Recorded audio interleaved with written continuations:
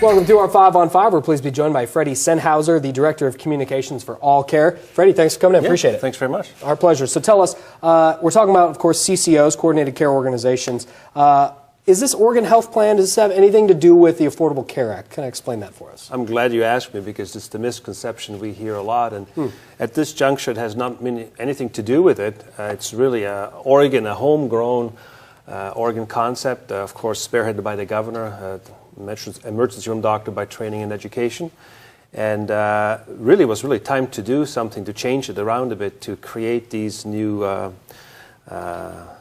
providers that extend benefits to the Medicaid beneficiaries in Oregon. Okay, and so you work for Allcare, which is a CCO, Coordinated Care Organization. What exactly is a CCO? To a layman, please. To a layman, you could actually look at us as an insurance company, and we have a service area here in Jackson County, Josephine, and Curry County. We are a locally owned company. I represent 115 now newly empowered and energetic employees who can't wait to really transform the healthcare delivery system in Southern Oregon. Okay, so why are we doing this? Why is Oregon taking these steps and doing something that is different, and why now?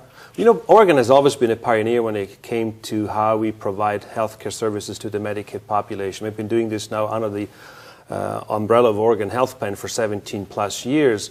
But then 2 years ago, the state had, as we know, real fiscal restraints, had no money. They cut our reimbursements by 10%. And then last year, again, there was not enough money. The budget shortfall actually was $629 million. And you can't cut any more, because if you cut more, then the providers just can't, see folks anymore, or the patients.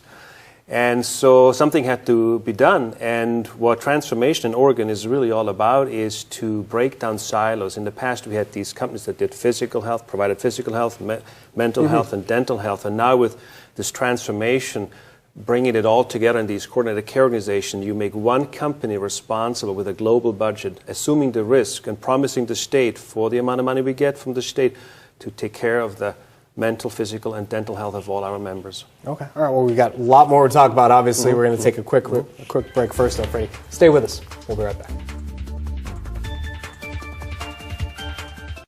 Welcome back to our 5 on 5. Again, we're here with Freddy Sennhauser from the Coordinated Care Organization, Allcare. So, Freddie, what is different now as we are in the midst of this change? As I mentioned before, we had these silos, and now everything is under one roof. And one of the big things that has really changed is that we are now in a position to make those common sense decisions that we in the past couldn't do. In the past, we kind of would step over the line a bit. We were always afraid that we would commit Medicaid fraud. And now we are finally given the tools to make those decisions without fear of any retribution. And the governor uses this great example about this air conditioner. A heat wave is going through Oregon. There's this 92-year-old lady. It's really hot in her apartment. She develops congestive heart failure. She calls 911. The ambulance comes, takes her to the hospital emergency room. They stabilize her, treat her, keep her under observation for a few days, to the tune of about $50,000. And of course, we would have to pay that.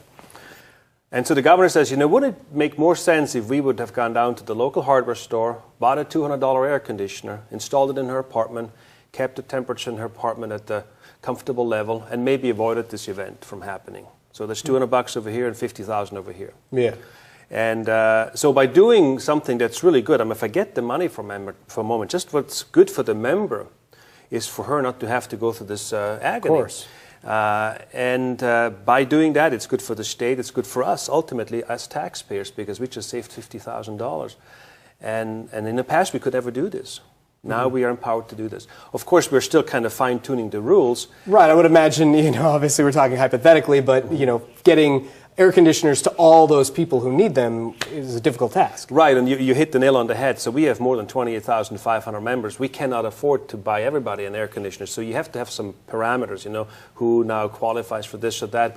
And that's the good part about these flexible services, where we will empower our non-traditional healthcare workers to go do some home assessments, determine, in this case, it might be wise to purchase an air conditioner. Or in another case, we bought a lady, walking shoes because she couldn't afford them. But that was the only way for her to get moving. So those are the things that are completely new. And it really works under the idea of we have to provide the right care to our members at the right time, at the right place. And in this case, it's a non-medical solution. It makes so much sense, and it's so much more reasonable than what we've done in the past. Okay, so what about ERs? I know we're trying to keep people out of the emergency room. How does that factor in? Yeah, that's really one of the things that we have been able to really change. So we did a comparison of third quarter 2011 versus third quarter 2012, and we have reduced emergency room admits by 21%. And that doesn't mean that, we deny 21% of our members to emergency room care. That just means we redirected their care and really provided them other benefits or other providers so they didn't have to go to the emergency room.